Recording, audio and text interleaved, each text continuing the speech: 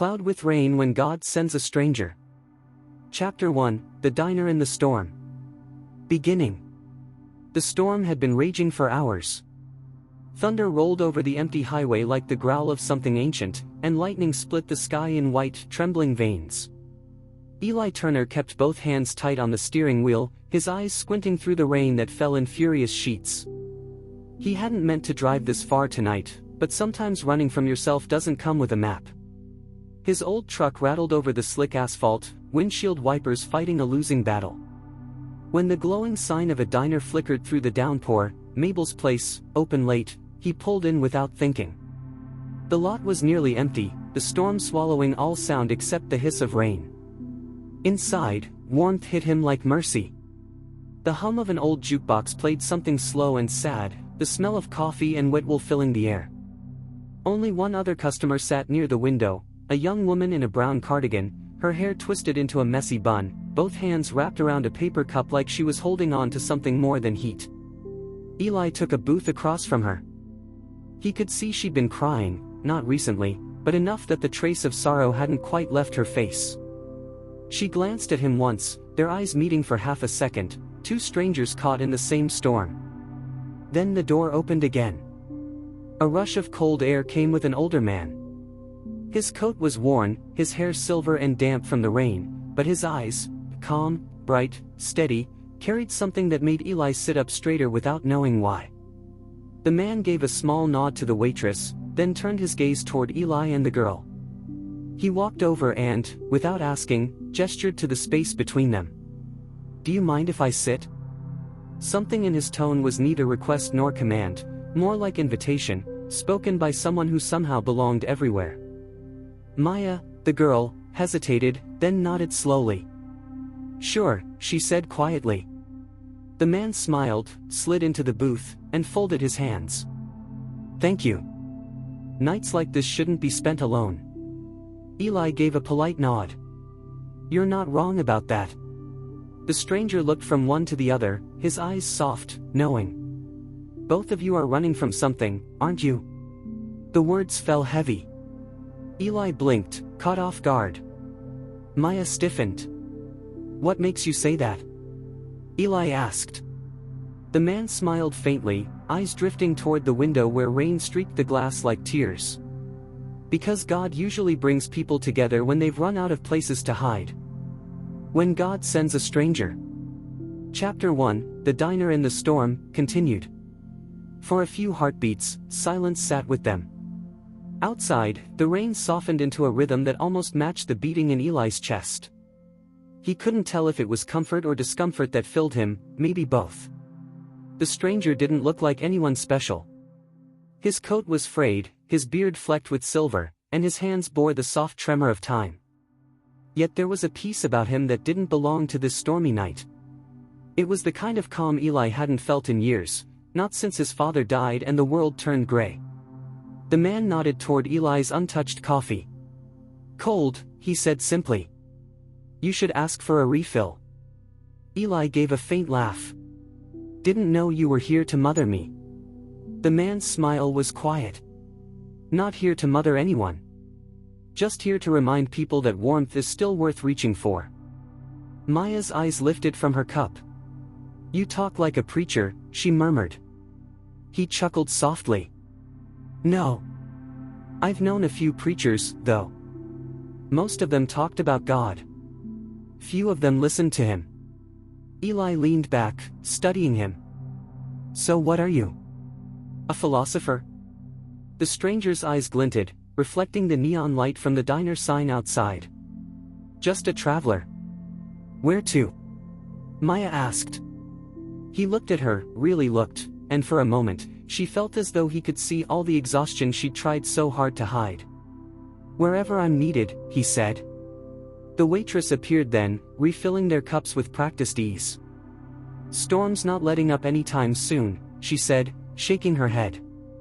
"You folks might be here a while." "That's fine," the man replied. "Some storms are worth sitting through." When she left, Maya finally spoke again, her voice low. "I was supposed to be somewhere tonight," she said. "An interview for a better job." But I turned back when the roads flooded. Do you believe that was an accident? The man asked. I believe in bad luck, she answered. And timing that never works out. He smiled, not in amusement, but with a kind of sadness.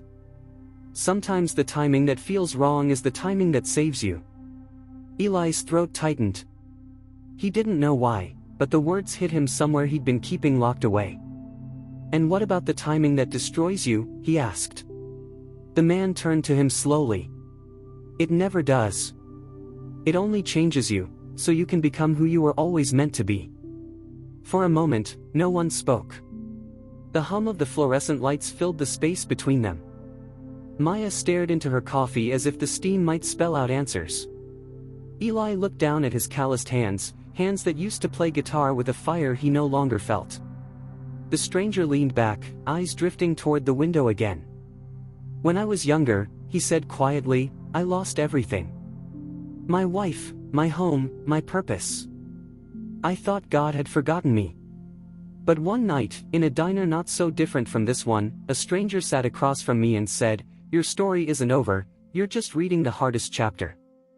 Eli felt his chest constrict. Maya's eyes shimmered. The man smiled faintly. Funny thing about storms. You think they're here to break you, but they're really just washing away the things that were never meant to stay. Outside, the rain began to ease, and the neon glow from Mabel's place shimmered across puddles like liquid gold. Something in the air shifted, the heaviness lifting, replaced by the quiet hum of something unseen but undeniably present. Maya took a deep breath. I don't even know your name, she said. The man paused, then smiled softly. Call me Gabriel. Eli blinked. Like the angel? Gabriel chuckled. Something like that. He rose from the booth, pulling a small notebook from his coat pocket. The cover was weathered, the pages marked with small, neat handwriting. He tore out 2 slips of paper, one for each of them. For when you forget who you are, he said, placing them on the table. Maya's paper read. You are not behind in life. You are exactly where grace needs you to be. Eli's read. The gift you buried in pain is the one the world is still waiting for. When they looked up, Gabriel was already at the counter, paying for his coffee. He tipped his hat to the waitress, then stepped out into the soft drizzle. The bell over the door jingled, and just like that, he was gone. Eli stared at the empty doorway, his pulse echoing in his ears. What just happened? He whispered. Maya exhaled shakily, eyes glistening. I don't know, but I think we just met someone we weren't supposed to miss. They sat there for a long time after that, not speaking, not needing to. The storm outside had ended, but something in both of them had only just begun. Cloud. End of Chapter 1, The Diner in the Storm. Chapter 2, The Letters of Gabriel. The next morning, sunlight broke through a sky still heavy with clouds. Eli woke to the sound of rainwater dripping from the eaves outside his small apartment. The storm had passed, but the world smelled like renewal, wet asphalt, fresh air, something clean. He sat on the edge of his bed, Gabriel's note still folded in his hand. The gift you buried in pain is the one the world is still waiting for. He'd read it a dozen times, yet it felt new every time his eyes traced the words. It wasn't just a message, it felt like a mirror. Eli looked around his room. In the corner, his guitar case leaned against the wall, dusty and unopened for over a year. He hadn't touched it since the night his father died, the night music lost its sound. He swallowed hard. Buried in pain, huh? He muttered, half to himself, half to the silence. When he finally unlatched the case, the hinges creaked as if protesting the resurrection. The strings were dull, the wood smelled faintly of old songs. He ran his fingers over the fretboard. His hands trembled, not from fear, but from remembering. The first chord hurt. His fingertips were soft again, unaccustomed to the steel. But as the sound bloomed into the air, something inside him cracked open, not pain, not grief, but something that ached toward healing. He didn't know why he started crying. Maybe because for the first time in a long time, it felt like his father was in the room. Across town, Maya sat in her tiny apartment kitchen, the scent of burnt toast lingering as she stared at her own note. You are not behind in life. You are exactly where Grace needs you to be. Grace. The word hit her harder than she expected. She'd been measuring her life by what she hadn't accomplished, the nursing degree that hadn't led to her dream job, the relationships that never lasted, the faith that had dimmed beneath exhaustion. But that one sentence felt like a hand on her shoulder, gentle and sure. Her phone buzzed. It was the hospital, another double shift, another night of faces that blurred together under fluorescent light. She almost declined. Almost. Then she thought of Gabriel's eyes, the way he'd said, "Some storms are worth sitting through." She whispered to herself, maybe this is one of them. That evening, Eli found himself driving again, guitar in the passenger seat, not knowing where he was headed. His hands followed roads his mind didn't recognize until he passed Mabel's place. The diner's sign still flickered in the dusk, and for reasons he couldn't explain, he pulled in. Through the window, he saw her, the girl from the storm. Maya. She was sitting in the same booth, coffee cup in hand, staring at nothing and everything all at once. He hesitated, then walked in. Her eyes met his immediately. Eli, she said softly, as if she'd already been expecting him. Hey, he said, sliding into the booth. You came back too. I didn't mean to, she admitted. I just felt like I should.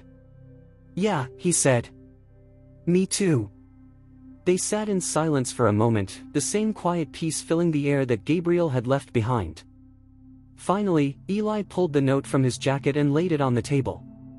Maya did the same. 2 pieces of paper, 2 lives, connected by one stranger who knew more than he should have. What do you think he was? She asked quietly. Eli shook his head. I don't know. But I think he was sent. By God? He hesitated, then nodded. Yeah.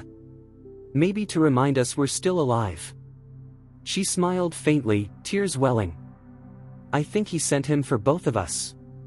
Outside, the rain began again, softer this time, like a lullaby. Maya looked out the window and whispered, Do you think we'll ever see him again? Eli glanced at her, his voice low but sure. I don't think he's gone. I think he just moved into the part of our stories we haven't written yet. They sat there long after the coffee went cold, talking about everything, the things they'd lost, the dreams they'd buried, the prayers they'd stopped praying. And with every word, it felt as if Gabriel was still sitting at that table, unseen, but smiling. That night, as Maya drove home, she turned on the radio. It was static for a moment, then a song came through. A gentle guitar melody, raw and unfinished, but hauntingly beautiful. She froze. It was Eli's song. The one he hadn't played in a year. Her hands trembled on the wheel. She didn't know how it was playing, or if it really was. Maybe it was her imagination, or maybe it was something more. But in that moment, she felt it, that sacred, invisible peace that only shows up when heaven brushes against earth. And she whispered, through tears and a trembling smile. Thank you, God, for sending a stranger. Cloud. End of Chapter 2, The Letters of Gabriel. Chapter 3, The Sound of Grace. The road stretched endless before him, a ribbon of silver beneath a pale dawn sky. Gabriel walked with the ease of someone who no longer measured distance in miles but in moments, each one a quiet assignment written somewhere between heaven and earth. The storm had passed, yet its scent clung to the air like memory.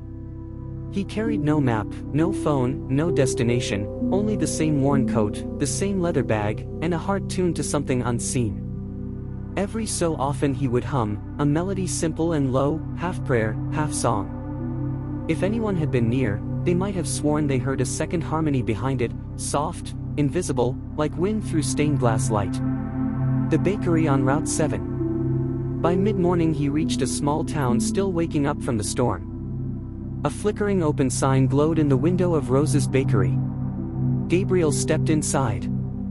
The smell of cinnamon and yeast and early hope met him. Behind the counter stood a young woman, flour on her hands and a heaviness behind her smile. Her name tag read Claire. "You're open early," Gabriel said. She nodded. "Didn't sleep much." He studied her eyes, the way she blinked fast, as if keeping something from falling. "The world feels quieter after rain," he said softly. "Sometimes that's when grief speaks loudest." Claire froze. "My brother, his funeral's today," she whispered. "Car accident in the storm." Gabriel's gaze didn't falter. "And yet you baked bread." Tears filled her eyes. "He loved this place. Said it smelled like heaven." Gabriel smiled gently. "Then today heaven smells like bread." He took a small coin from his pocket, old, worn, its surface engraved with a wing barely visible from age. He placed it on the counter. "Keep this. It belonged to someone who once reminded me that love doesn't end, it only changes address." She looked down at it, trembling. "Who are you?" "Just a traveler," he said, the same answer as always. "But when you hear a song on the radio later, something about light through rain, you'll know your brother is near." The whisper. As he left the bakery, a faint breeze stirred. The clouds parted. Somewhere far away, a radio crackled in a nurse's break room, Maya's break room, and Eli's song began to play again. Gabriel paused on the street, smiling toward the sound only he could hear. "They're listening, Father," he murmured. "Their hearts are opening." A whisper answered, softer than breath. "Keep walking, Gabriel. There are more who have forgotten they were made for wonder." He closed his eyes for a moment, letting the warmth of that voice settle deep within him. Then he adjusted the strap of his bag and kept walking. The boy on the bridge. At the edge of town, a bridge crossed the swollen river.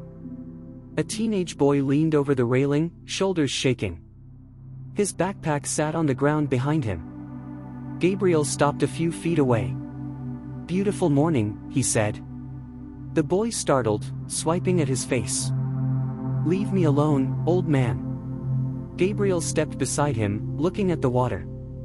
"I will, if you can tell me one thing that's still beautiful to you." The boy let out a hollow laugh. "Nothing." "Then you're still alive enough to notice the absence," Gabriel said. "That's where hope hides, beneath the ache." The boy turned toward him, anger faltering. "You talk weird." "Maybe. But weird words have kept me alive more than once." He pulled a folded paper from his pocket, Maya's note, copied in his handwriting. "You are not behind in life. You are exactly where grace needs you to be." He handed it over. "Someone gave me this once. Now it's yours." When the boy looked up again, the bridge was empty. Only the paper remained, dry in his trembling hands despite the mist. That night, as stars pricked the sky, Gabriel sat beneath an old oak, the city lights flickering far away. He listened. Not for voices, but for the echo, the faint reverberation that came whenever a heart somewhere found its way back to hope. He heard one. Then another. Maya's laughter through tears in a hospital hallway. Eli's guitar echoing in an open mic cafe, strangers clapping with something like reverence. Claire humming softly as she slid a loaf of bread into the oven, sunlight breaking through the window. And a boy on a bridge whispering, "Maybe tomorrow." Gabriel smiled, eyes glistening. "The sound of grace," he whispered. "It's never silent, is it?" A gentle wind moved through the trees, carrying the faintest chord of the melody he'd been humming all along, now joined by 1,000 unseen voices, each one finding its note again. Cloud. End of Chapter 3, The Sound of Grace. Chapter 4, Threads of Light. Morning found the city washed clean. The rain had rinsed dust from the streets and painted the sky in the faint blue of forgiveness. Eli sat by his window, guitar across his lap, letting the first light warm the strings. Every note he played carried a little of the storm inside it, and something gentler underneath, a trembling kind of peace. He hadn't written in years. Yet words began to come, quiet as breath. They weren't about loss this time, they were about staying. About the moment a stranger sits across from you and, without asking, gives you your life back. He wrote until the light turned gold. When he finally looked up, the coffee had gone cold but his chest felt warm, steady. Somewhere between chords, he had whispered, "Thank you, Maya." Across town, the hospital smelled of disinfectant and hope trying to survive. Maya walked the corridor carrying a tray of tea for a patient named Mrs. Adair, an old woman whose family rarely visited. "Morning, sunshine," Maya said softly as she set the cup down. Mrs. Adair smiled, weak but genuine. "You always sound like you mean that." "I do." Maya pulled up a chair. The window showed a sliver of blue sky. "See that? Storms never stay." The woman's eyes glistened. "I used to believe that." Maya reached into her pocket, fingers brushing the folded note Gabriel had left her. She unfolded it, reading aloud as if the words were hers. "You are not behind in life. You are exactly where grace needs you to be." Mrs. Adair closed her eyes, whispering, "That's beautiful." "It's true," Maya said. "Maybe we just forget." The old woman reached out a trembling hand, and Maya took it. For a long moment, neither spoke. The machines beeped softly like a metronome of fate still beating. When Maya left the room, she noticed something odd. The hallway felt lighter, as if the walls themselves had exhaled. She smiled, half laughing through tears. "You're still here, aren't you, Gabriel?" she murmured. "Gabriel." Miles away, on a country road lined with blooming wildflowers, Gabriel paused. A single feather lay in the dust at his feet, white, weightless. He picked it up, smiled, and tucked it into his coat pocket. He could feel them, Eli's music, Maya's kindness, like threads of light stretching across distance. Every act of tenderness sent out a shimmer that reached the next soul, then the next.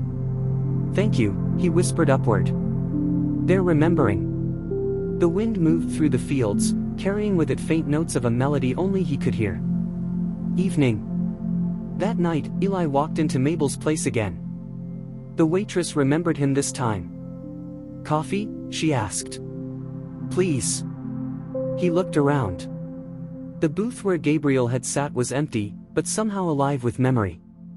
He placed his guitar beside him and began to play, softly, almost shyly. People turned their heads. Forks paused mid-air. Even the neon sign outside seemed to hum in time. When he finished, no one clapped right away. Then a small voice from the counter whispered, "Play another." He did. Each song was a prayer disguised as melody. When he stopped, the waitress wiped a tear from her cheek. "Haven't heard something that honest in years," she said. Eli smiled. "Guess I just remembered who I am." Outside, the sky glowed violet. Somewhere in that same hour, Maya stood at her apartment window, listening to the faint echo of a guitar carried on the wind. She couldn't tell where it came from, but her heart recognized it. And far down the highway, a traveler walked beneath the stars, humming the same tune. The world, for one quiet night, felt stitched together, one act of grace to the next, one light to another, until even the darkness began to look like part of the pattern. Cloud end of Chapter 4, Threads of Light. Chapter 5, The Places Where Hope Hides. There are moments when God seems to hide inside ordinary days. A sunrise that feels like an apology. A stranger's nod that meant something you didn't know was broken. That's where Gabriel walked now, through those quiet spaces where hope hides, waiting to be found. Gabriel. He'd come to a small town that looked half asleep. The streets were lined with faded shop signs and tired faces. But he loved places like this, places that had forgotten their own light. At the corner cafe, he saw a man sitting alone with a cold cup of coffee and a stack of unpaid bills. His name, the waitress whispered, was Thomas Vale, once a carpenter, now out of work. His wife had passed a winter ago. Gabriel ordered tea, sat at the next table, and didn't say a word at first. He waited, as he always did, for the silence to open. After a while, Thomas muttered, "You ever feel like God forgot your address?" Gabriel looked up, smiling gently.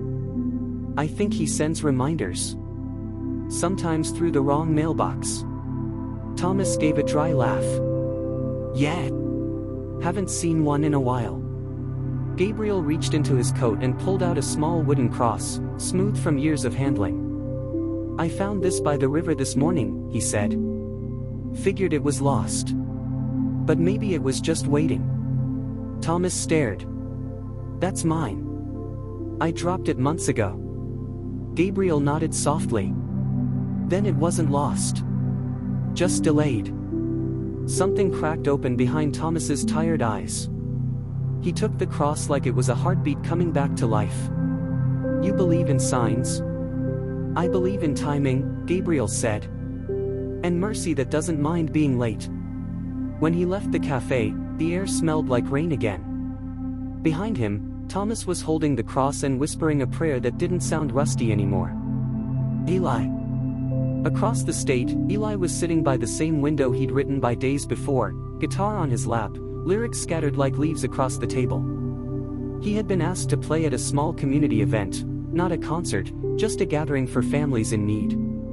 He almost said no. The old self-doubt had started whispering again, "You're not good enough. Nobody cares." But then he remembered Gabriel's voice, "Play, even if no one's listening. Heaven always is." So he went. The community hall smelled of soup and hope. Kids laughed. Volunteers handed out coats. Eli sat up near the back, no stage, no lights. Just his voice. He played a song called "The Diner in the Storm." He didn't explain it, didn't say who inspired it, but people listened like they understood. A mother wiped tears. A boy asked his father what the song meant. "It means," the man said quietly, "that even when you're lost, someone's looking for you." Eli smiled without knowing why. Maya. That same evening, Maya sat in the hospital chapel, lights dimmed. She had just finished another shift, another patient lost, another family broken by goodbye. She was learning that hope didn't mean denying pain. It meant standing beside it. She closed her eyes. "Gabriel," she whispered, "wherever you are, thank you." The wind outside sighed through the window cracks. The candle flames flickered.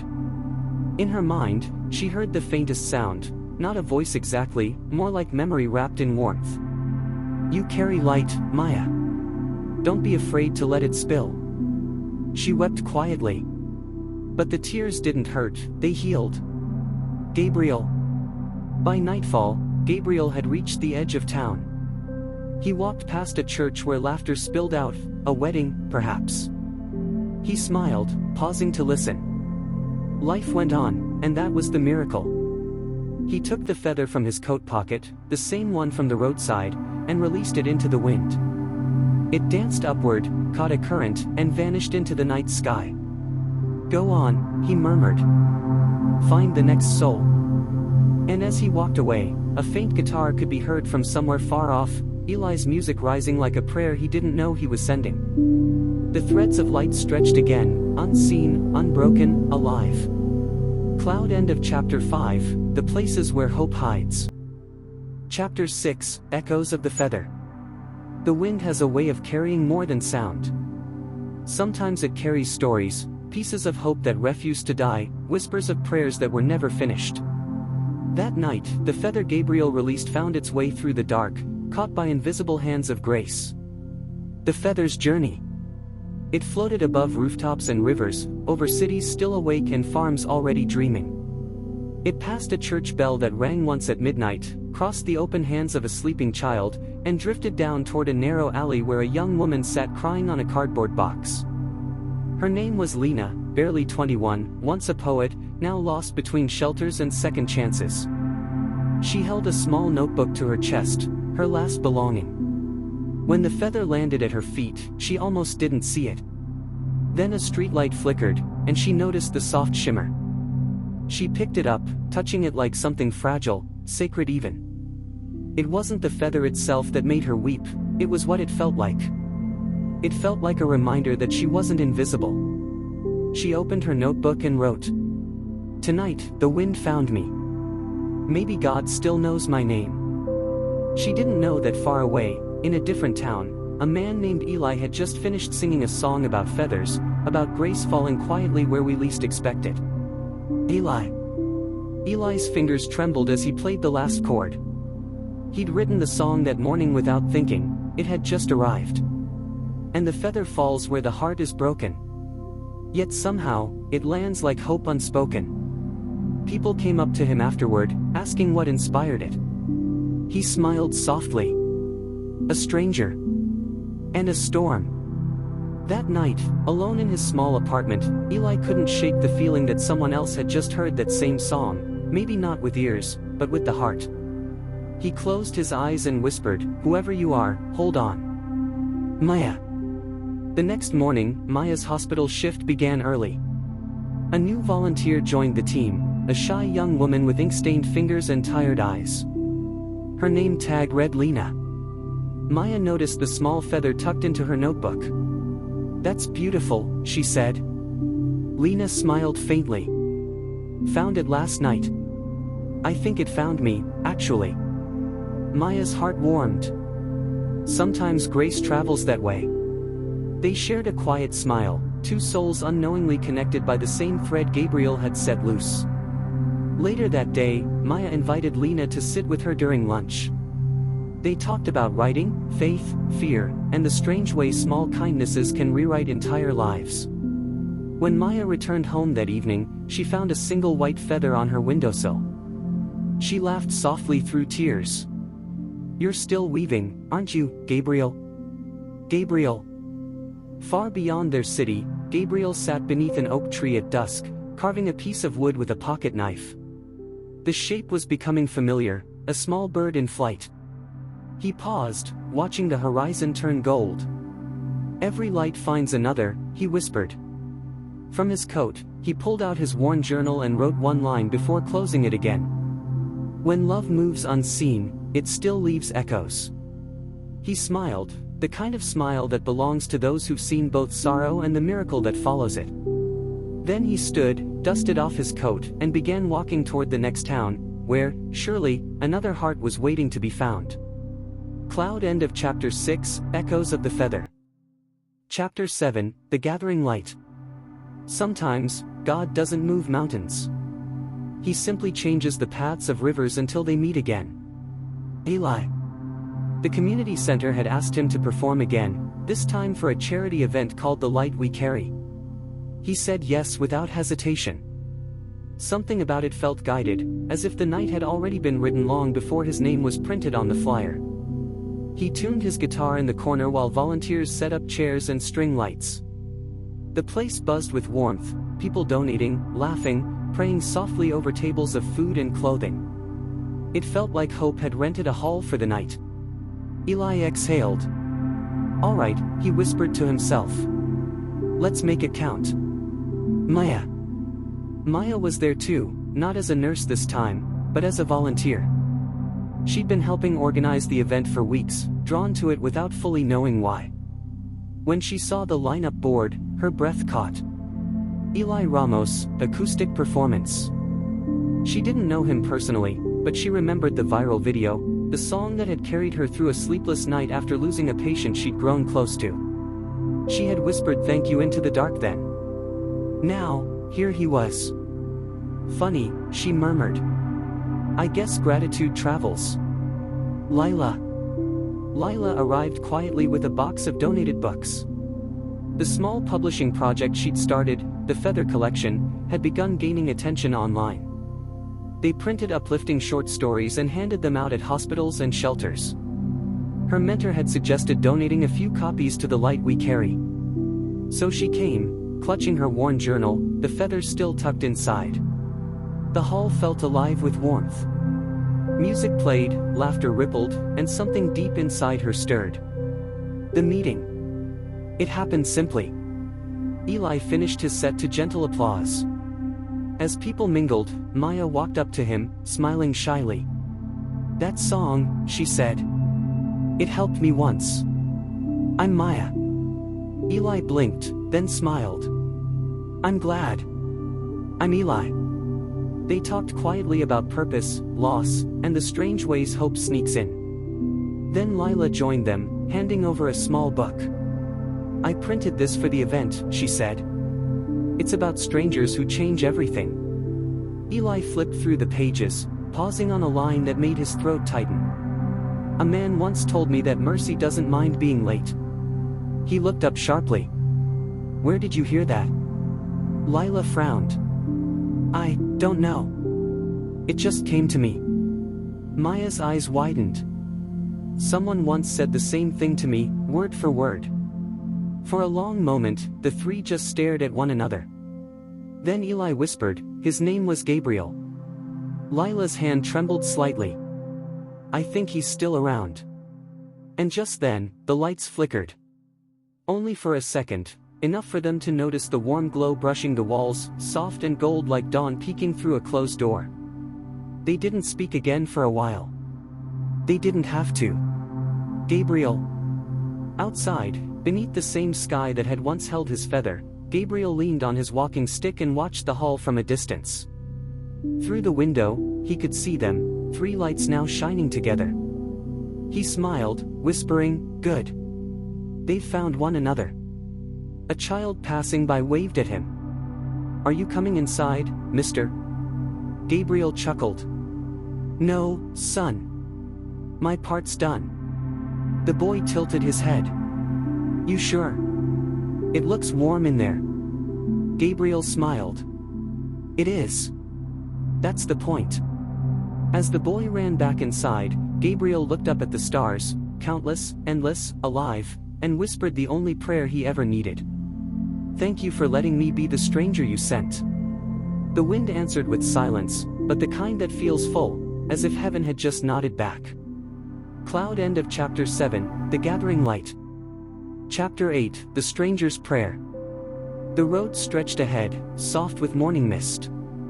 Gabriel walked slowly, each step gentle, measured, like a man tracing the final verse of a song. The world around him was just waking, a rooster calling somewhere, dew shining on blades of grass, the hum of life breathing in rhythm with the dawn. He had no destination now. Only peace. Gabriel. He stopped beside a wooden fence where wildflowers grew untamed. He ran his fingers across the petals, yellow, white, and violet, and smiled. "Beautiful chaos," he murmured. "Just like them." From his coat, he took out a small notebook, worn, pages weathered. Inside were notes, names, and places, Eli's first song. Maya's laughter in the hospital chapel. Lila's first story. Thomas, the carpenter who prayed again. He touched each word like a father tracing the faces of his children. "They're all doing fine," he whispered. "You did good, old man." Then he sat down on the grass, the rising sun touching his face. He could feel his strength slipping, but it didn't frighten him. This was not an ending, only a returning. He closed his eyes. "Lord," he said softly, "thank you for the roads you gave me, and the ones you closed. For every stranger who opened their door, every tear that watered faith again. If they forget my name, let them remember kindness. If they lose their way, let them feel your hand instead of mine. And if they ever wonder whether you still send strangers, tell them yes." The wind picked up, carrying the last words like seeds. A single feather lifted from the ground beside him and spiraled upward, catching the golden light. Gabriel smiled. "Go on, then." And when the breeze settled, he was gone, not vanished, but absorbed into everything, the warmth of the sun, the softness of the wind, the quiet hum of grace moving through the world. Eli, Maya, and Lila. At that same hour, far away, the three of them woke early, separately, unaware of what the morning meant. Eli stepped outside his apartment and found a feather on his doorstep. He picked it up, heart aching and full. Maya saw one float through the hospital garden and land beside her bench. Lila opened her journal to find one pressed between the pages she hadn't touched since the night she began writing again. All three smiled through tears, each whispering a single word, as if rehearsed. "Thank you." Later that day, the charity event's success spread through the town. Donations poured in, and someone suggested turning the light we carry into a foundation. Eli offered to play, Maya volunteered to organize, and Lila promised to write the stories of the people they'd help. They didn't realize it yet, but together, they had become what Gabriel once was, the stranger sent by grace, to someone else, somewhere, someday. The final note. That evening, as Eli strummed his guitar beneath the setting sun, Maya hummed along and Lila wrote by the fire. And just for a heartbeat, all three looked up, as if they'd felt something pass through the room, a stillness, a warmth, a whisper. "Keep walking," it seemed to say. "There's always someone waiting to be found." The feather drifted across the windowsill one last time, catching the light before disappearing into the twilight. Cloud. End of Chapter 8, The Stranger's Prayer. Chapter 9, The Seeds He Left Behind. The years didn't pass quickly, they unfolded. Like pages in a well-loved book, each creased and held the scent of memory. Nothing Gabriel had done made headlines, but the echo of his kindness kept moving, invisible and unstoppable. Eli. Eli's music changed. He still played the old songs, but his concerts had become gatherings rather than shows. No tickets, no spotlight, just people sitting in circles, singing until the sound felt like prayer. He called it the Light Sessions. When someone asked what inspired him, he said only, "A stranger once listened to me when nobody else did." He never explained further, but those words were enough. People began listening to one another more carefully. Eli would smile and think, "That's how it spreads." Maya. Maya left the hospital to open a hospice home she named Feather Haven. She believed dying people deserved beauty, not just medicine. Every room had a window facing sunrise, and the staff were taught to sit, to listen, to be still. One evening a frightened man asked, "Do you think God still sends angels?" Maya took his hand. "Not always with wings," she said. "Sometimes they wear old coats and leave feathers behind." The man smiled through tears. Hope had found another home. Lila. Lila's small press grew into a movement. Her stories, collected in volumes titled Threads of Light, were printed in dozens of languages.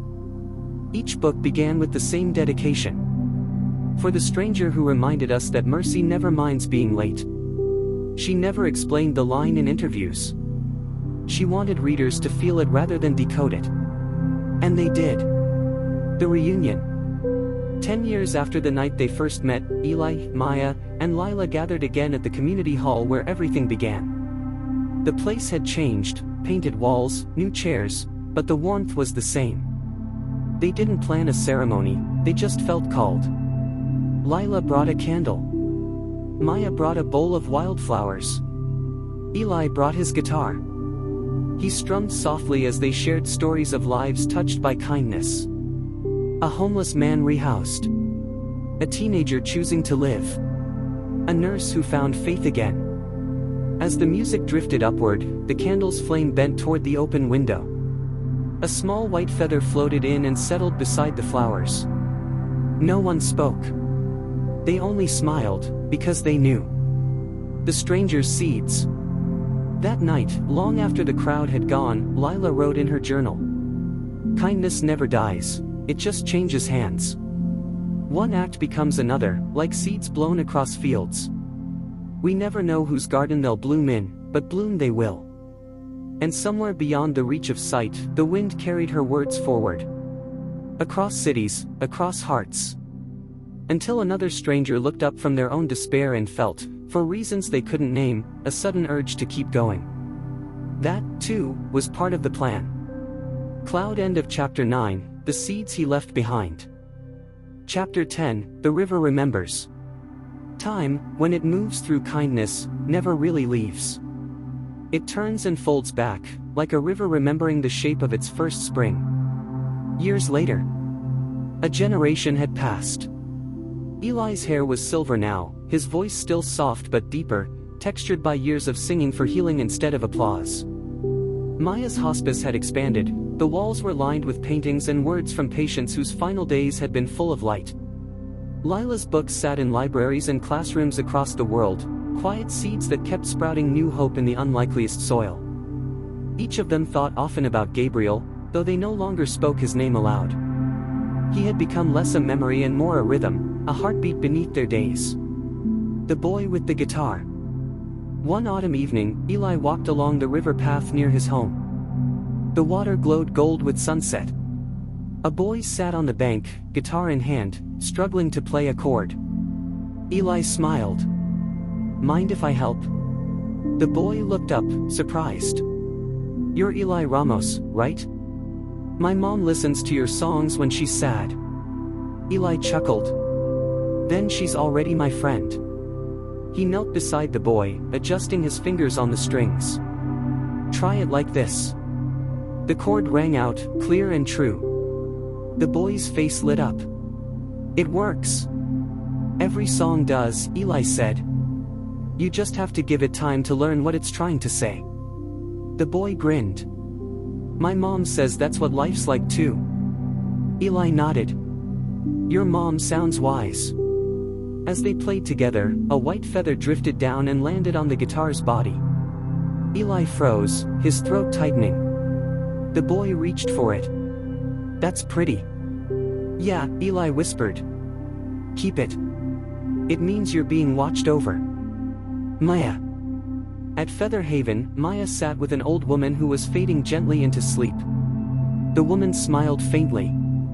"I feel like someone's waiting for me." Maya squeezed her hand.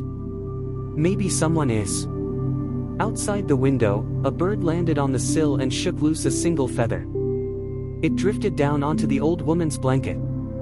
Maya watched it settle, tears in her eyes, and whispered, "You're still here, aren't you?" For a moment, the room felt full of warmth, not heat, but the tender kind that feels like being remembered. Lila. Lila had become something of a legend in her own right, though she never acted like it. She ran writing workshops for young authors who wanted to change the world with words. One day, a shy girl handed her a story titled "When God Sends a Stranger." Lila blinked. "Where did you hear that phrase?" The girl shrugged. "It just came to me in a dream. Felt right." Lila smiled through the ache in her chest. "Then keep it," she said. "It's a good place to begin." The river. Later that year, the three old friends met again at the same riverbank where Eli had found the boy. They didn't plan it, they just ended up there, as if called. They sat quietly, watching the current carry leaves downstream. No speeches, no grand goodbyes. Just presence. Then Maya said softly, "Do you think he knows that we still remember?" Eli nodded. "I think remembering is how we keep him here." Lila opened her notebook, writing one final line. "Some people walk with us for a season. Others stay forever by becoming the current that carries us onward." She tore out the page and let it float on the river. The paper drifted, turned, and was carried away. A single feather followed. Epilogue. That night, somewhere in another town, a stranger paused by the water's edge and found that same feather caught on a stone. He picked it up, smiled, and tucked it into his coat. Behind him, the river murmured softly, as if whispering a familiar name. Cloud. End of Chapter 10, The River Remembers. Chapter 11, The Stranger Returns. The river had carried the feather farther than the eye could follow, past towns, bridges, and wide open fields, until it reached the edge of another small place called Silverbrook. It was the kind of town where time walked slowly and people still waved to each other across the street. And it was here that a man named Daniel Cross found the feather caught on the corner of a bench, fluttering as if it wanted to be seen. He picked it up, smiling faintly. "You've come a long way, haven't you?" He didn't know why, but holding that small, weightless thing filled him with a strange peace, the kind that feels like remembering something you've never lived. Daniel. Daniel was 33, a teacher by trade, though lately he'd been thinking of quitting. His wife had passed 2 years earlier, and the classroom felt emptier without her laughter echoing in his memory. That morning, he had sat by the river, lost in thought, wondering if he still had anything left to give the world. Then the feather appeared. He turned it over in his palm, sunlight glinting off its edges. Something inside him stirred, not quite hope, not quite faith, but something close to both. He tucked it into his pocket and walked home. The cafe encounter. That afternoon, Daniel stopped by Haven Brew, a small cafe at the end of Main Street. A young woman sat alone at the counter, her name tag read Sophie Alvarez. When she brought him his coffee, she noticed the feathers sticking out of his jacket. "That's pretty," she said. "Where'd you find it?" "Down by the river," he answered. "Felt like it was meant to be there." Sophie smiled. "My mom used to say that about people. That we don't meet by accident." Daniel chuckled softly. "She sounds wise." "She was," Sophie said, eyes glinting with memory. "She always told us that God still sends strangers, we just have to slow down enough to see them." Daniel froze. His heart skipped. "What did you say?" She tilted her head. "That God still sends strangers." "Why?" He smiled, a little dazed. "Because I think, maybe I just met one." The light begins again. Over the next few weeks, Daniel returned often, for coffee, for conversation, for reasons he couldn't quite name. Sophie introduced him to her brother, Leo, a musician who played at the local community hall on weekends. There was something in Leo's playing that reminded Daniel of someone he'd never met, the same mix of ache and hope. And one day, Sophie gave Daniel a small book as a gift. It was worn, edges soft, pages filled with stories about kindness, grace, and strangers. The cover read, "Threads of Light" by Lila Carrington. Daniel held it as though it were alive. When he turned to the dedication, his throat tightened. "For the stranger who reminded us that mercy never minds being late." He smiled through tears. There it was again, that thread. Still moving. Still alive. The feather. One spring morning, Daniel walked back to the river. He took the feather from his pocket and held it over the water. "Thank you," he whispered, not sure to whom. "To whoever started this. To whoever keeps it going." He released it. The feather caught the breeze, danced above the surface, and drifted away, shimmering, alive, free. And as it floated down the river, it brushed the reflection of the rising sun, turning gold for a moment before disappearing into light. Somewhere beyond, high on a hill overlooking Silverbrook, a man in an old coat stood beneath a willow tree. He smiled as the wind brushed past him, carrying whispers from the river below. His eyes were gentle, familiar, ancient, and new all at once. Gabriel watched the feather vanish into the light, then turned to walk down the hill. There was work to be done. Another heart to find. Another life waiting for grace to knock quietly at the door. Cloud. End of Chapter 11, The Stranger Returns. Chapter 12, The Doorway of Tomorrow. The hilltop was quiet except for the wind. It whispered through the trees like an old hymn that had forgotten its words. Gabriel stood beneath the willow, eyes closed, feeling the pulse of the world beneath his feet, every laugh, every tear, every small act of courage humming through the earth like a song without an ending. He had walked this world for so long that even he had lost count of the faces, the names, the prayers whispered into the dark. But each one had left a mark, like light pressed gently into the heart. Tonight, he could feel them all. Eli's music still echoing in hospital halls. Maya's prayers folded into the hands of the dying. Lila's words being read by a lonely teacher in a cafe. And now Daniel, holding the feather that carried the memory of love through time. They were all part of the same melody. He smiled, whispering to the stars, "You did well, my friends." A voice in the wind. "Gabriel." He turned. The voice was warm, neither man nor woman, neither near nor far. It was the sound of light remembering itself. "You've wandered far enough," it said. "Do you know why you were sent?" Gabriel bowed his head. "To remind them of grace. To carry the message of hope." The wind stirred gently. "And what have you learned?" He hesitated, eyes shining. "That even hope needs to be reminded of itself," he said softly. "That love doesn't flow from heaven downward, it rises from hearts willing to believe, even when everything falls apart." The wind shimmered with quiet joy. "Then your time here was not in vain." Gabriel looked toward the valley, where morning lights began to bloom in windows below. They taught me, he whispered. Every one of them. That faith isn't the absence of fear, it's the decision to keep walking anyway. That the smallest kindness can heal what miracles cannot. The doorway. Before him, the air shimmered, a soft light forming into what looked like a doorway woven from gold and silver threads. It pulsed gently, like a heartbeat. Is it time? Gabriel asked. Not yet, the voice said. There will always be another stranger to meet, another soul to touch. You were never sent just once, Gabriel. You are the doorway itself. He smiled, not with pride, but with peace. I understand. He reached out, placing his hand upon the light. It glowed brighter, and for a moment, memories of every life he'd touched flickered around him. Eli's laughter. Maya's tears. Lila's pen scratching truth into the silence. Daniel's quiet prayer by the river. Each of them aflame. Each of them still burning. The light whispered, then go. Walk again. The new morning. In a small hospital in another town, a nurse sat beside a crying woman whose newborn baby had arrived too soon. She whispered softly, "You're not alone. God sends help in the strangest ways." At that moment, a gentle knock came at the door.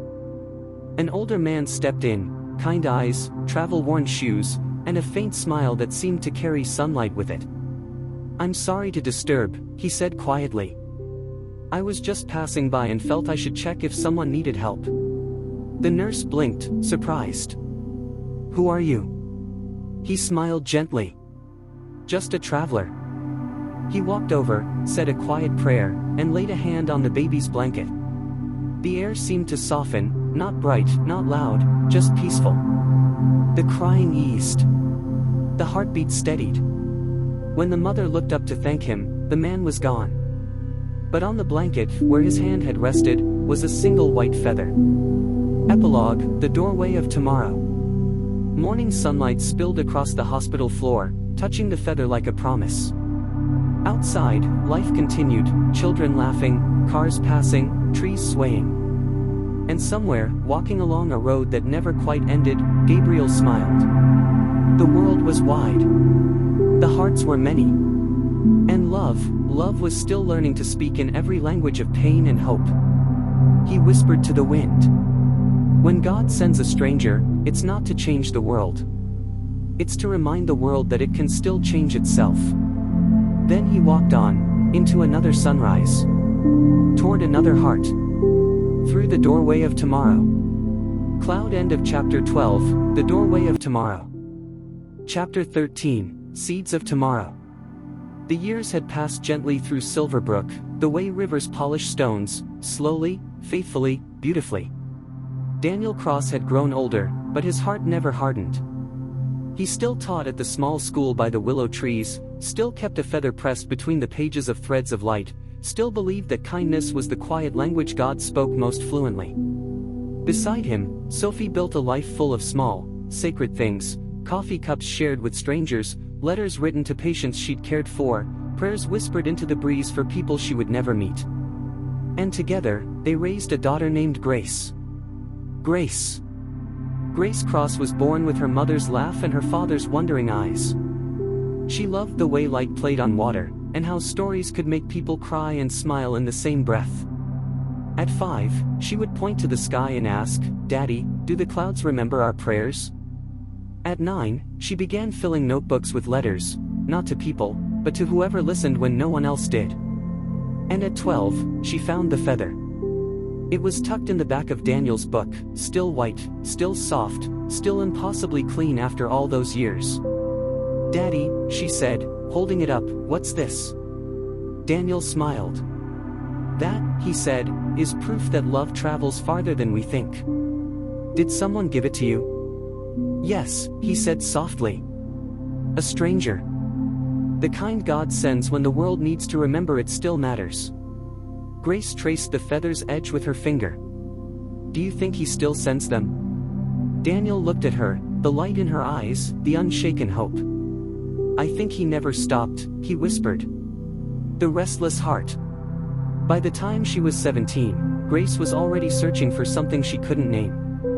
It wasn't fame, or money, or even happiness, it was meaning.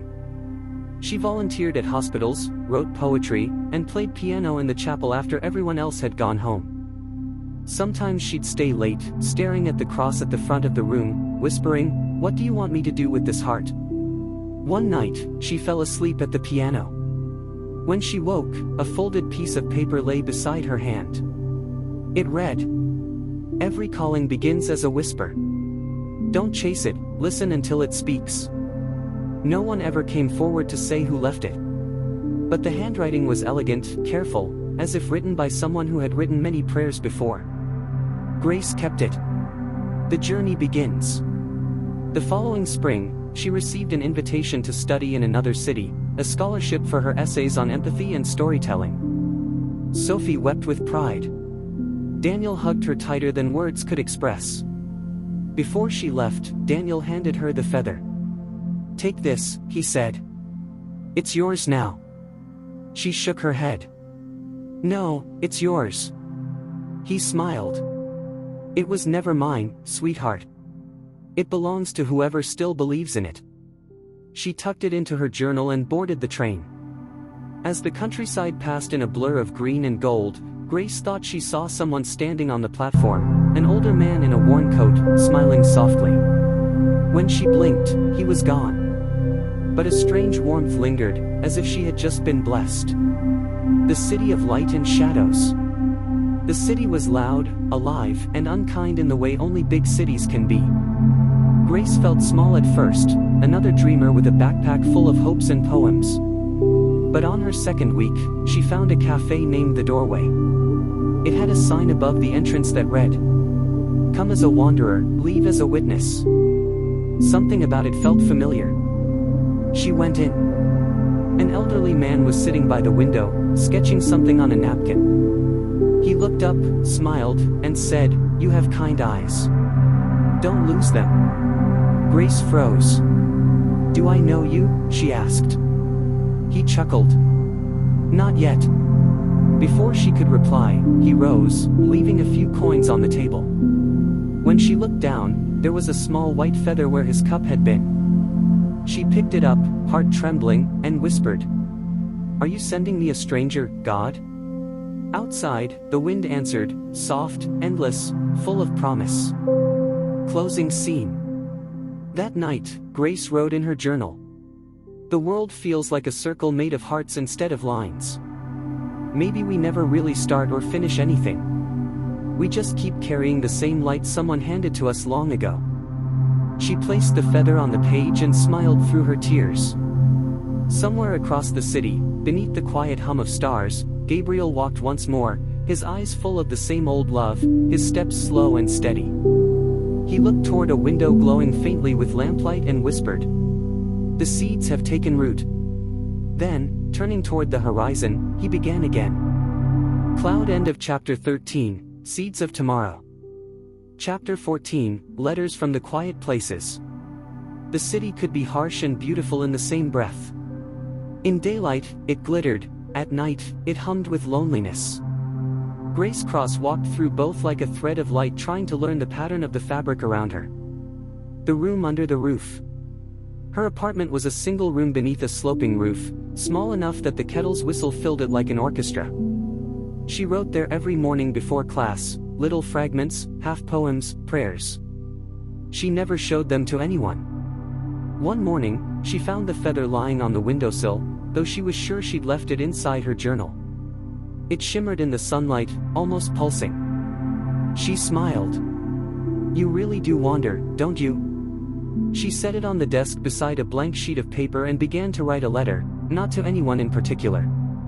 To whoever is tired today. You are not late for your own life. Breathe. Rest. Begin again. She folded it and left it on a cafe table later that day, under a teacup. It felt like releasing a small prayer into the world. The letters begin. A week later, she found a note tucked into her own mailbox. It was written on the same kind of paper she had used. "I found your letter. I was going to give up on myself today. I didn't. Thank you." No name, no address. Only those words. Grace pressed the paper to her chest and whispered, "So this is what hope feels like when it finds a home." Ripples. From then on, she left more letters, in library books, bus stops, park benches. Some only said, "You are seen." Others carried pieces of her own story, how she had once been afraid of the dark until she realized light was made for it. Soon, strangers began replying. The messages came in envelopes, in chalk on sidewalks, in folded napkins at the cafe. "Whoever you are, please don't stop writing. Your words saved my sister. I left you a letter at the old bridge." Grace went to the bridge one evening. The wind off the river smelled of rain. Taped to the railing was a small envelope. Inside was a single white feather and a line written in elegant, careful script. "Every messenger becomes what they share." The encounter. A few nights later, Grace was walking home when she saw a man sitting on the church steps. He looked tired, his coat too thin for the cold. She hesitated, then sat beside him. "Are you all right?" she asked. He nodded slowly. "Just waiting." "For what?" He smiled faintly. "For the world to remember itself." Grace's breath caught. Something in his eyes, ancient kindness, familiar peace, stilled her. He turned to her. "You've been writing letters, haven't you?" She nodded. "How do you know?" He touched his chest. "Because I can feel them. Every word you've released has lightened someone's burden. That's all the heavens ever asked of us." Before she could speak, he stood. "Keep going, Grace. The light listens when you write." And then, like a dream folding back into dawn, he was gone. Only a feather remained on the stone step where he'd been. The quiet understanding. Back in her room, Grace placed the feather beside the first one, both luminous in the lamplight. She didn't cry. She simply whispered, "Thank you." She understood now. The miracle was never about the feathers, or even the stranger. It was about the courage to keep choosing kindness when no one was watching. That's how heaven speaks, through ordinary hearts that refuse to close. She opened her notebook and wrote the words that would one day title her first book. Letters from the Quiet Places, stories for anyone still listening. Closing scene. Outside her window, dawn stretched across the city, touching every rooftop with light. Somewhere on a distant hill, Gabriel watched the sunrise and smiled. Another heart had learned the language of grace. Another doorway had opened. He turned toward the horizon, whispering, "The message continues." And with that, he walked on. Into another day. Toward another soul. Still waiting to believe. Cloud. End of chapter 14, Letters from the Quiet Places. Chapter 15, The Circles of Light. The city learned her handwriting before it ever learned her name. A curved line of ink on a napkin, a folded square of paper caught in a bus seat, a scrap tucked under a park bench, these became small fires in cold pockets of the world. The first circle. One afternoon a newspaper ran a tiny story. The quiet letter writer of Silverbrook City. No photograph, only a picture of one of her notes, "You are not forgotten." By evening, a florist downtown began leaving her own notes in bouquets. A mechanic wrote them on receipts. A child copied them onto sticky notes for classmates. Grace watched from the edges, astonished. She whispered, "So kindness knows how to multiply." The second circle. Letters began arriving from other cities. People asking, "How can we begin?" Grace answered each one by hand. Start small. One heart at a time. Don't wait for permission to be gentle. Soon there were circles of people who called themselves keepers of the quiet, students, nurses, bus drivers, widows, and dreamers, all writing to strangers they would never meet. They never called it a movement. They called it reminding each other. A door opens. An editor from a small publisher found one of the letters pinned to a library board. She traced the handwriting and asked around until someone pointed her to the young woman who wrote in cafes by the window. Grace listened while the editor spoke about collecting the letters into a book. Part of her wanted to say yes, another part wanted to stay unseen. The world had always mistaken light for fame, and she wanted neither. That night she went walking to think. The streets were quiet. A breeze brushed past her, carrying a whisper that wasn't quite sound. When you hide your light, the lost can't find the road. She smiled. All right. But only if the light stays about them, not me. The book. The book was published a year later. Letters from the Quiet Places by Grace Cross. It wasn't marketed loudly, but somehow it found its way into hospitals, prisons, shelters, and classrooms. People read the words aloud to each other. Some cried, some laughed. Some decided not to end their lives. Everywhere Grace went, she saw little folded papers, her words copied by other hands, rewritten in other languages. She realized then that love's handwriting is universal. The third circle. One evening, while speaking at a community center, a young boy approached her. He held out a feather, old and slightly frayed. My dad found this by the river years ago, he said. He said it meant we were being watched over. I think you're the reason. Grace knelt, smiling through tears. No, sweetheart, she said, we're the reason. The boy nodded solemnly, as if understanding more than words could teach. The closing. Later that night, Grace walked to the bridge where it had all begun. The city lights shimmered on the water like thousands of tiny candles. She whispered, if you're still out there, thank you. A single feather drifted down from the darkness and landed near her feet. She didn't pick it up this time. She let the wind carry it on. Epilogue, the circles widen. In another town, someone found that feather and tucked it into a letter. And somewhere beyond sight, Gabriel smiled, hearing the hum of a world still learning how to love. Every word, he murmured, is another sunrise. He turned toward the next horizon. The light rising again. The story still unfolding. Cloud end of chapter 15, The Circles of Light. Chapter 16, The Pilgrimage of Kindness. The success frightened her more than failure ever had. Grace Cross had watched her little letters turn into something vast, something she no longer fully recognized. Everywhere she went, people wanted a photo, a signature, a speech. But she missed the silence, the time when her words were just whispers folded into the corners of the world. So one night, without announcement, she packed a small bag, left her apartment key on the counter, and boarded a train heading anywhere. The journey. She traveled light, a notebook, 2 pens, a worn copy of Threads of Light, and the single feather that had started everything. She rode through green valleys, mountain towns, quiet villages where no one knew her name. Sometimes she stayed in hostels, sometimes with families who took her in because she looked like someone worth trusting. Everywhere, she listened. An old farmer who had lost his wife but still planted wildflowers for her. A mother working 3 jobs who kept a folded note of encouragement taped to her mirror. A young woman who confessed she had once found a letter in a library book and had decided not to end her life that night. Grace never said who she was. She simply smiled and said, I'm glad someone wrote to you. The bridge in the north. In a mountain town, she crossed a small bridge at dusk. Wind rustled the trees. She stopped, heart suddenly heavy with a sense of remembering.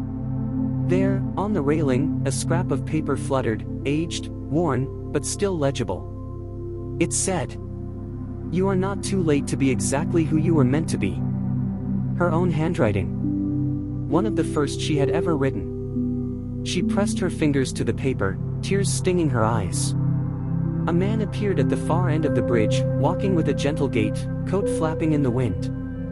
He nodded as he passed, a soft smile beneath kind eyes. Something inside her stirred. She turned to speak, but he was already gone. Only the feather he'd dropped remained, caught in the railing. She laughed quietly through her tears. Still walking, aren't you? The village chapel. In a small village near the sea, Grace stayed for several weeks. The chapel there had no priest, only volunteers who kept it open for anyone who needed silence. Grace swept the floors, arranged candles, and listened to the stories of travelers who came seeking peace.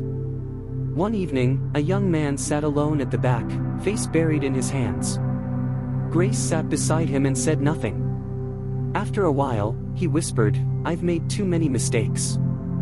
She replied softly, "That's just proof you're still trying." He looked at her, eyes wet. "You sound like those letters people talk about online." She smiled. "Maybe we all carry the same words inside us, waiting to be spoken." When he left, he looked lighter. On the pew where he had sat, she found a folded note addressed to the stranger who stayed. Inside was written, "Thank you for reminding me that mercy still visits small places."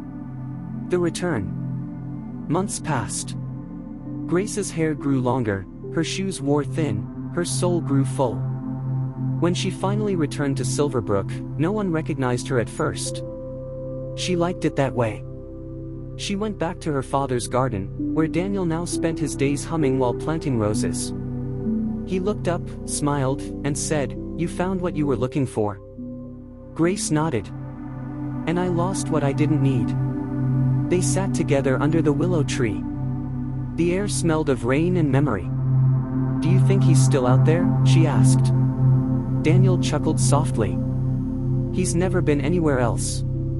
The pilgrimage ends. That night, Grace walked once more to the riverbank where the whole story had begun generations before. She held the feather in her palm and whispered, "If you're still listening, thank you for trusting me with your message." She released it. It drifted into the air, caught the moonlight, and vanished into the sky. Somewhere above, in the quiet between stars, a gentle voice murmured, "Well done, messenger." Cloud. End of chapter 16, The Pilgrimage of Kindness. Chapter 17, The House of Light. The house wasn't grand. It began as a simple cottage at the edge of Silverbrook, half hidden by weeping willows and ivy. Grace had found it on one of her long walks, abandoned, roof sagging, walls cracked, but the air around it felt alive. When she stepped through the broken doorway for the first time, the wind whispered through the holes like an unfinished hymn. She knew, then, that this was where she was meant to stop running. The first stone. Grace spent her savings to buy the land. The villagers thought she was mad, a writer turned carpenter, patching old walls with her bare hands. But she wasn't rebuilding just for herself. She was creating a sanctuary. On the front door, she carved 3 words. The House of Light. Beneath it, in smaller letters, all hearts welcome. The visitors. The first to arrive was a tired nurse from the city, carrying her grief like a backpack she couldn't set down. She came because she had read letters from the quiet places and wanted to see if such a haven really existed. Grace welcomed her with soup, silence, and sunlight. The nurse stayed for 3 days, sleeping long hours and waking to birdsong. When she left, she wrote a note on the wall. "I remembered how to breathe." Others followed, a widowed teacher, a homeless artist, a young man who'd lost his voice after an accident, an old soldier haunted by the echoes of war. Grace didn't fix them. She simply listened. Sometimes, she prayed with them. Sometimes, they sat in silence until tears fell and healing began to whisper in between. The garden. Behind the house, Grace planted a garden, not perfect rows, but a wild mix of color and chaos. She called it the Listening Garden. Every plant had a story. Roses for her father. Lavender for the nurse. Sunflowers for hope. And a single white lily for the stranger who started it all. Each visitor was invited to plant something before they left. Soon the garden bloomed into a living record, a patchwork of broken hearts that had learned to bloom again. The stranger returns. One afternoon, as Grace watered the lilies, she felt a familiar stillness in the air. Not emptiness, presence. The same feeling she'd known on that bridge years ago. She turned, and there he was. Gabriel. He looked just as he had the first day, calm, kind, light shimmering faintly around him, though the sunlight passed right through. "Hello, Grace," he said softly. She didn't speak. Her throat closed as tears filled her eyes. "You've done well," he continued. "You turned words into walls, love into shelter. The light was never meant to stay in letters, it was meant to live in people. Grace whispered, "Are you leaving again?" Gabriel smiled. "I was never gone. Every act of mercy calls me home." She stepped closer, wanting to touch him, but her hand passed through light. He nodded toward the horizon. There will always be more strangers to send, and more hearts ready to receive. Then, like mist at sunrise, he faded. But the air glowed for a long time after. The evening song. That night, Grace lit candles in every window of the House of Light. From a distance, it looked like the cottage itself was praying, a quiet constellation on the earth. She sat by the window, writing a new letter, one last message for anyone who might find their way to her door. If you are weary, come. If you are lost, stay a while. If you cannot believe in goodness, borrow mine until yours returns. She placed the letter in a jar and set it by the front step. As the wind rose, it carried the scent of the garden through the open door, wildflowers and rain and rebirth. Grace closed her eyes, smiling. Somewhere, a feather brushed her cheek. Cloud. End of Chapter 17, The House of Light. Chapter 18, The Children of Light. Years passed softly, like pages turning themselves. Seasons painted the hills of Silverbrook, and the House of Light became more than a refuge, it became a rhythm. Grace's hair silvered, her hands lined like rivers, but her eyes stayed young. Every sunrise, she still opened the doors wide and whispered, "Welcome home, whoever you are." And every day, someone came. Seeds of kindness. The garden behind the house grew wild and luminous. Every color sang, yellow laughter, violet peace, crimson courage. Each plant carried a story, each blossom a name. Children from the village came to play there, calling it the Whispering Garden. Grace taught them how to plant hope with their hands. She'd kneel in the soil beside them and say, "Every kindness you sow grows into someone else's tomorrow." The children believed her. They began leaving letters of their own, tucked into trees, slipped into mailboxes, hidden under doorsteps. Tiny messages of love written in shaky, crayon-scrawled handwriting. "You are seen. Don't give up. God hasn't forgotten you." The world didn't know who they were. But Grace smiled because she did. They were the children of light. The first pilgrim. One summer morning, a woman arrived from another city. She carried a backpack and eyes that looked like they'd cried for years. When she stepped inside, she froze at the sight of Grace. "You don't know me," she said, voice trembling. "But your letter saved my mother." Grace smiled gently. "Then you've already been part of this house for a long time." The woman stayed 3 days. Before she left, she added her own line to the wall of messages. "Some strangers are angels dressed in the patience of humanity." Grace touched the words with her fingertips and whispered, "Amen." A fire, then a miracle. One winter, a storm rolled through Silverbrook. Lightning struck the hill behind the House of Light, and flames tore across the dry grass. Villagers ran to help, forming a human chain with buckets of water. Grace stood in the rain, praying aloud, not for the house, but for the people who were fighting to save it. When dawn came, the fire was out. Smoke rose, but the house still stood. Inside, everything was covered in ash, except the wall of letters. Each paper was untouched. Each word unburned. On the lowest corner, where the first note Grace had ever written hung, the edges glowed faintly, as if the ink itself was alive. Light cannot burn what was written in faith. The passing of the torch.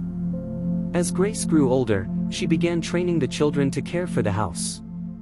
She told them stories of Gabriel, the stranger who had once appeared on a lonely road to a mother and her children, long before Grace was born. They listened wide-eyed, the candlelight flickering across their faces. "Was he real?" one boy asked. Grace smiled. "As real as the breath you just took." She taught them to listen for quiet miracles, the way God sometimes speaks through ordinary days, through strangers, through us.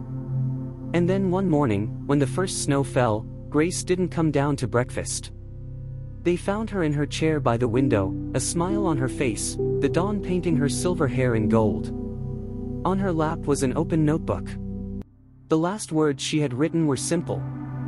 I am home. The next generation. The children buried Grace beneath the willow tree, where the garden met the river. They built a new sign by the gate. The House of Light. Founded by Grace Cross, carried forward by every heart that believes. They became the new keepers, menders, healers, listeners. And just like Grace, they never advertised. They simply lived gently, and people found them. Letters continued to appear. Feathers continued to fall. And stories continued to spread. Of strangers sent by God. To remind the world how to love again. The unseen guest. Years later, one of the children, now grown, sat in the garden at sunset. A man approached from the road, walking slowly, his eyes kind. Is this still the House of Light? He asked. Yes, she said softly. It always will be.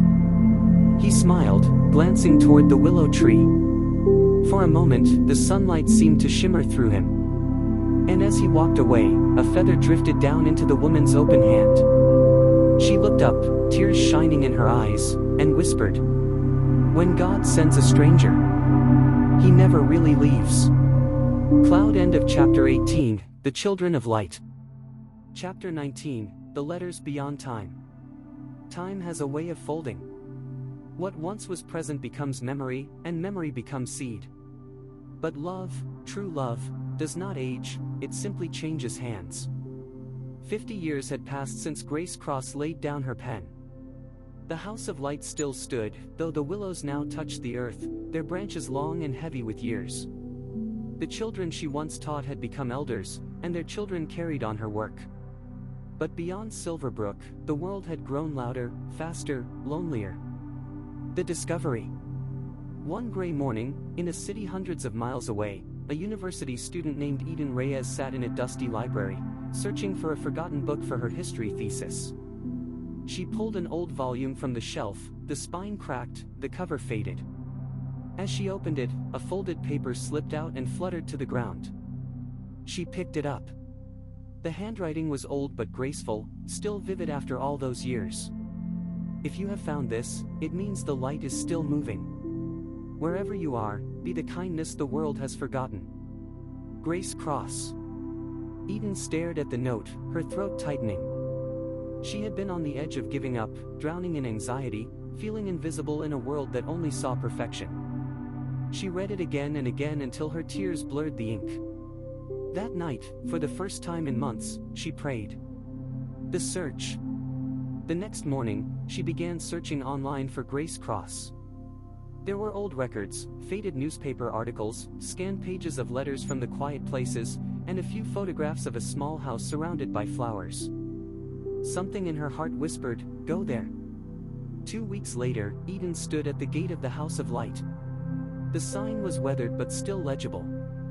Children laughed in the garden, the same garden Grace had once planted with her bare hands. A gentle woman approached her, an elderly keeper named Lila, one of Grace's last students. You've come a long way, Lila said, smiling softly. Eden nodded, holding out the letter. I found this, in a library, far away. Lila's eyes filled with tears.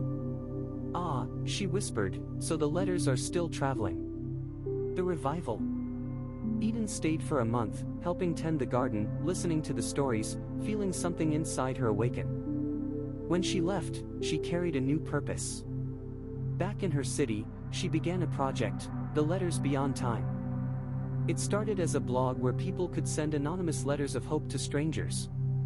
Then it grew into a movement, millions of people sharing words of love and light, posting feathers as their symbol. News outlets called it a digital miracle. But Eden called it what it truly was. Grace, still speaking. The world changes. Letters began appearing in hospital rooms, train stations, and inboxes worldwide. Some were typed, others handwritten, but all carried the same quiet heartbeat. Faith in the goodness of people, in the God who still sends strangers to heal the world. And every now and then, someone would report seeing a man, kind eyes, gentle smile, leaving a feather behind. He never spoke, never stayed, only smiled and disappeared into the crowd. The time capsule. Years later, when the House of Light was restored as a museum of kindness, workers found a sealed jar beneath the foundation. Inside was a single letter, yellowed but untouched by time. It read, "To whoever finds this. If the world has grown tired, don't lose heart. Light is patient. It will wait for us to return. When you feel alone, remember, I was once a stranger too. Grace." They placed the letter in a glass case. But sometimes, visitors swore they saw a faint glow around it, a shimmer like sunlight caught in prayer. The final scene. On the 50th anniversary of the first letter's discovery, thousands gathered around the world to light candles at sunset. Eden, now older and grayer, stood before the House of Light with tears streaming down her cheeks. A feather drifted down from the twilight sky, landing at her feet. She bent to pick it up, trembling. From somewhere behind her, a voice spoke softly, the same tone Grace had once heard years ago. "The words live because the love lives." Eden turned, but no one was there. Only the sound of children laughing in the garden. And the light of evening spilling across the river like gold. Epilogue, the endless letter. Somewhere, in another time yet to come, a child will open a forgotten drawer and find a letter that begins, "Dear stranger, you are seen, you are loved, and you are not too late." And in that moment, light will move again. Cloud. End of chapter 19, The Letters Beyond Time.